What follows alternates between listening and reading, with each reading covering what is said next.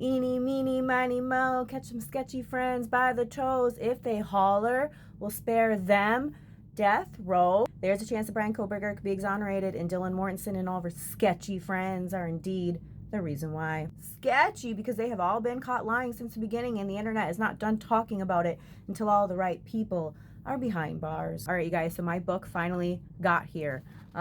Broken Plea. This is the new book regarding the Idaho4. I immediately went to the timeline just to kind of look at it and skim through it. You guys want to know what I found very interesting? You guys remember when I used to make my videos and how I would end it? I would say, we are this close to figuring out who did Dylan Mortensen add to her phone at 3:51 in the morning. Well, eventually that information did come out, and we learned that it was Brittany F. Brittany, Fernandez is how they have it in the book. So I know that, remember when we had talked about it, we weren't sure if it was Fernandez.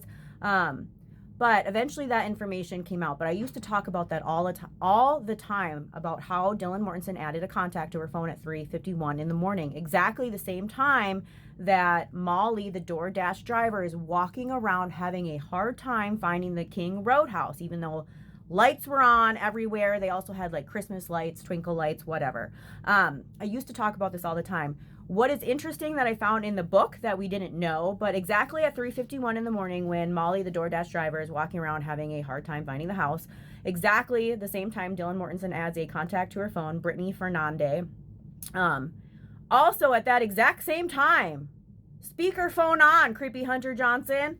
At that exact same time, Emily, Creepy Hunter Johnson's girlfriend, Emily, not yet Johnson, will Venmo Xana.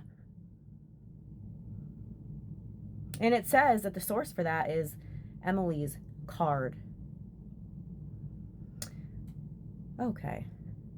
So, Creepy Hunter Johnson's girlfriend Venmos Xana at 3:51 in the morning. Okay. I find that to be very interesting that Creepy Hunter Johnson's girlfriend, Emily, not yet Johnson, Venmoed Xana at 3:51 in the morning. The same time that Dylan adds a new contact to her phone, and the same time that Molly, the DoorDash driver, is having a hard time finding the house that you should not have a hard time finding at all. At 3:54 in the morning, we already knew that the DoorDash driver, Molly, would receive a text from the customer, "Are you having trouble finding it?" Now, for the source for that, it just says DoorDash records. We knew that time. We had seen some of that information come out. Now at 3:59, we also saw the information. That's when the DoorDash is confirmed delivered. That source says Xana's cell report.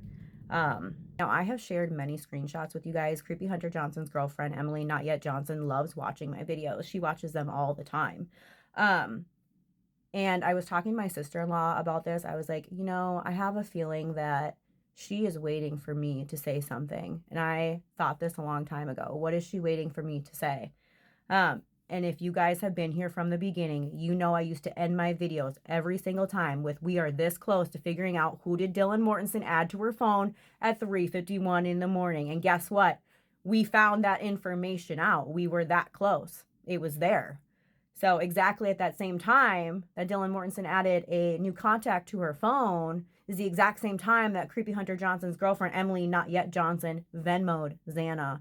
Xana, the girl that was found on the floor, she was the only one found on the floor, stabbed 67 times. And Emily Venmoed her at 3:51 in the morning. So interesting. I don't recall that in any of her interviews with police. Or maybe that's the part that they're redacting. I don't know. But what I do know is my book just got here, and you guys know that I have a minute-by-minute timeline, and this is going to just add in all of the gaps. So I am going to spend some time on this. I'm obviously going to read it too, but there is a timeline right in front of us, and this is what I need to fill in the gaps. So I will, of course, make sure that when I go over the timeline, I tell you where he's getting his sources, if it was mine, from me watching the cameras and so forth. It is color-coded. It will be the most detailed timeline you have ever fucking seen or heard, and I'm not joking. I'm really not joking. And the fact that he has cell phone records and stuff like that in here, this is insane. So do not forget that at 3:51 in the morning, when Dylan Mortensen added a new contact to her phone, At that exact same time, the DoorDash driver is walking around the King Road, walking around having a hard time finding the King Road house at the exact same time that Emily, Creepy Hunter Johnson's girlfriend, Venmos Xana.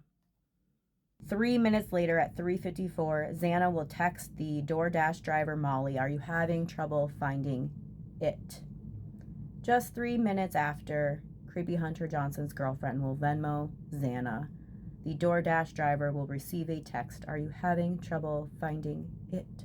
It was not a quiet night in Moscow. In fact, it was the exact fucking opposite. It was loud, it was active, and the internet is this fucking close to figuring out what kind of exculpatory evidence does Bethany Funk have that could prove Brian's innocence. Same Bethany that can prove Brian's innocence is the same Bethany that got it in writing that if she has to go back to the state of Idaho, she could not be arrested. One more time, eeny, meeny, miny, mo, catch some sketchy friends by the toes. If they holler, we'll spare them death row.